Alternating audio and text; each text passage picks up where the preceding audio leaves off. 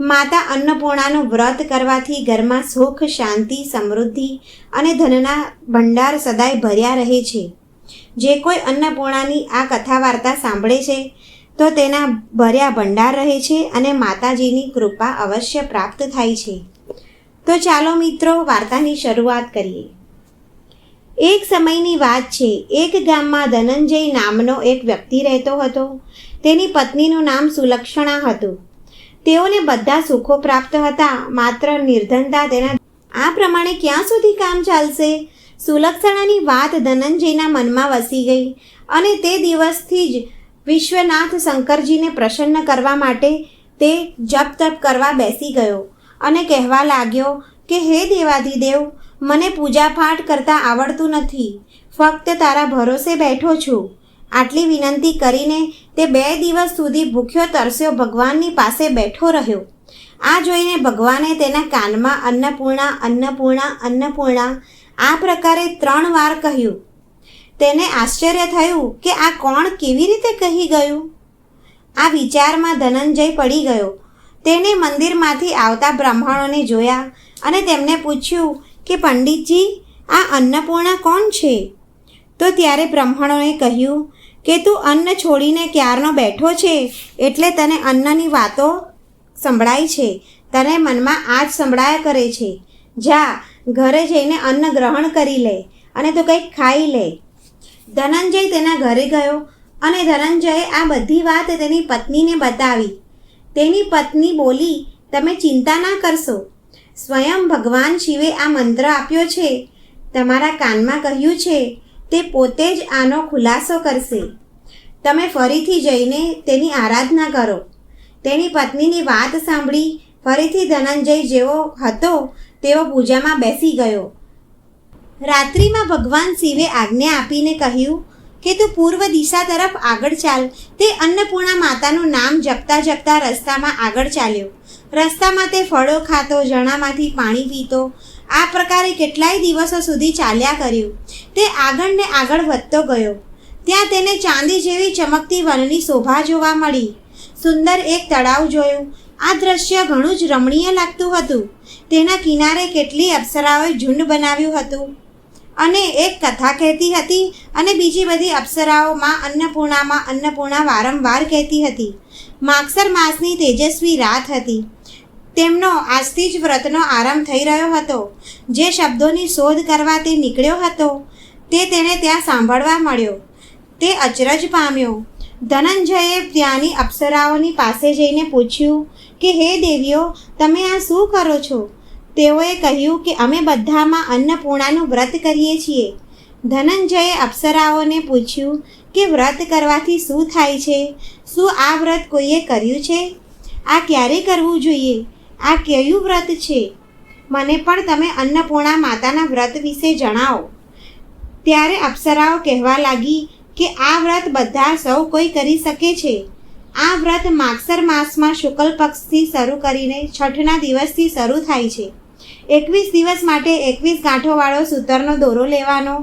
21 દિવસ ઉપવાસ ન થાય તો 1 દિવસ ઉપવાસ કરો અને જો એ પણ ન થઈ શકે તો માત્ર કથા વાર્તા સાંભળીને પ્રસાદ લેવો. નિરાહાર રહીને વાર્તા કહો. માની પૂજા કર્યા વિના કશું ખવાય નહીં.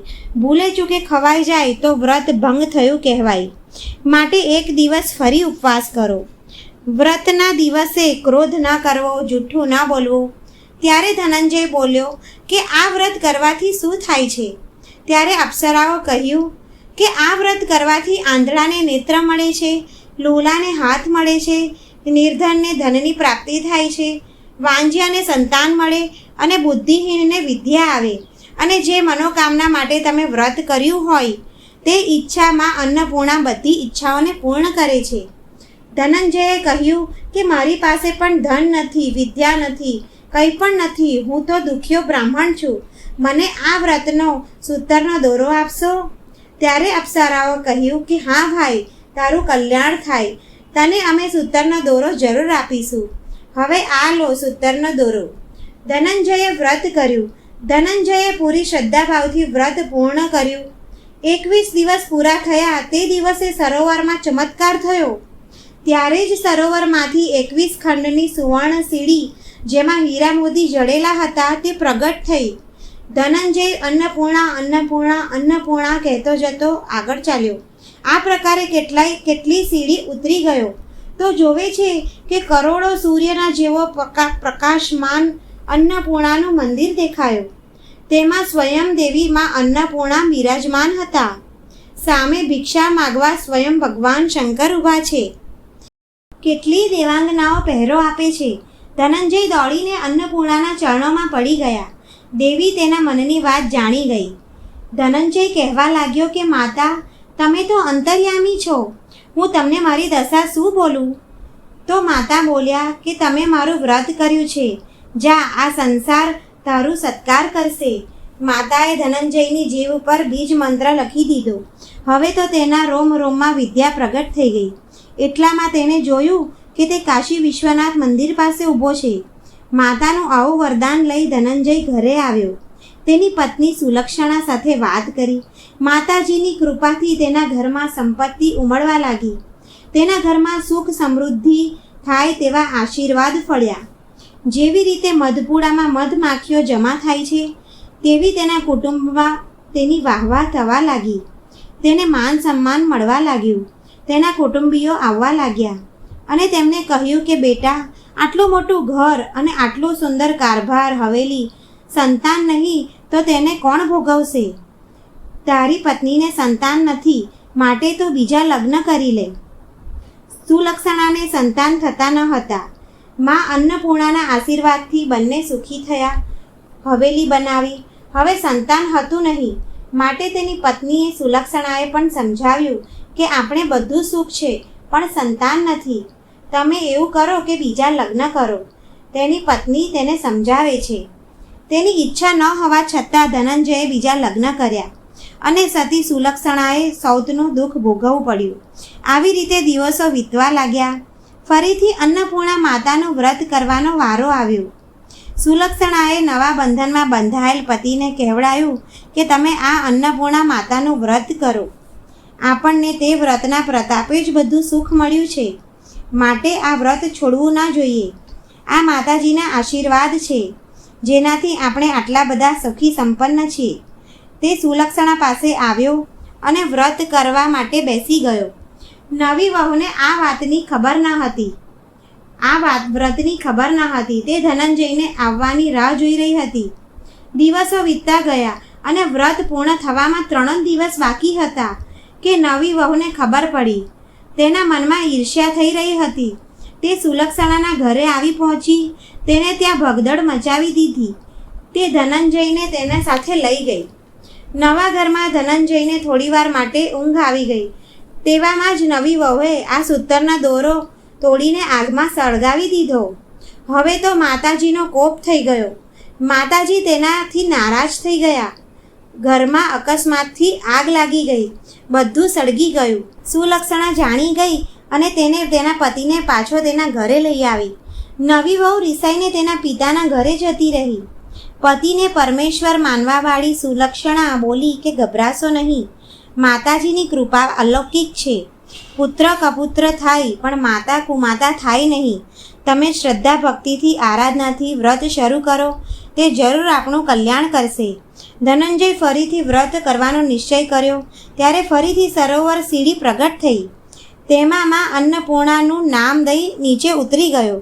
ત્યાં જઈને માતાજીના ચરણોમાં રુદન કરવા લાગ્યો અને જપ તપ કરવા લાગ્યો. માતાજી પ્રસન્ન થયા અને બોલ્યા કે આ મારી સુવર્ણની મૂર્તિ લઈ તેની પૂજા કરજો, તેનાથી તમે સુખી થઈ જશો. જા, તને મારો આશીર્વાદ છે. તારી પત્નીને પુત્ર જન્મ થશે. તારું બધું જ ફરીથી સારું થશે. મારા વ્રત ઉપવાસ શ્રદ્ધાભાવથી કરજે. માતાએ વરદાન આપ્યું.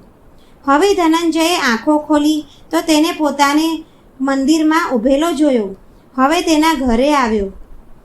હવે સમય પસાર થતાં સુલક્ષણાએ 9 માસે એક સુંદર પુત્રને જન્મ આપ્યો. આખા ગામમાં આ વાત ફેલાઈ ગઈ. બધાને આશ્ચર્ય થયું. આવી જ રીતે બધા અન્નપૂર્ણાનું વ્રત કરવા લાગ્યા. આ રીતે નગરના શેઠને ત્યાં પણ પુત્ર જન્મ થયો. આથી તેને ખુશ થઈને માતાનું મંદિર બનાવડાયું, યજ્ઞ કરાવડાયો અને ધનંજયને મંદિરના આચાર્યનું પદ આપ્યું. બધા સુખેથી રહેવા લાગ્યા. તેણે દક્ષિણા આપી અને એક સુંદર ભવન આપ્યું. ધનંજય તેના પરિવાર સાથે આ ભવનમાં રહેવા લાગ્યો. મંદિરમાં સેવા આપવા લાગ્યો. માતાજીના ચડાવવામાં ભરપૂર આમદાની થવા લાગી. ધનંજય અને તેનો પરિવાર માતાજીની કૃપાથી આનંદથી રહેવા લાગ્યો. હે અન્નપૂર્ણા, જેવી રીતે તમે સુલક્ષણા અને તેના પતિ ધનંજય પર તમે કૃપા કરી, તેવી રીતે તમારા ભક્તો પર તમારી કૃપા સદાય બનાવી રાખજો. જય અન્નપૂર્ણા માતા. જો મિત્રો તમને આ વાર્તા પસંદ આવી હોય તો લાઈક કરો, શેર કરો અને ચેનલ પર નવા હોય તો સબસ્ક્રાઈબ કરો.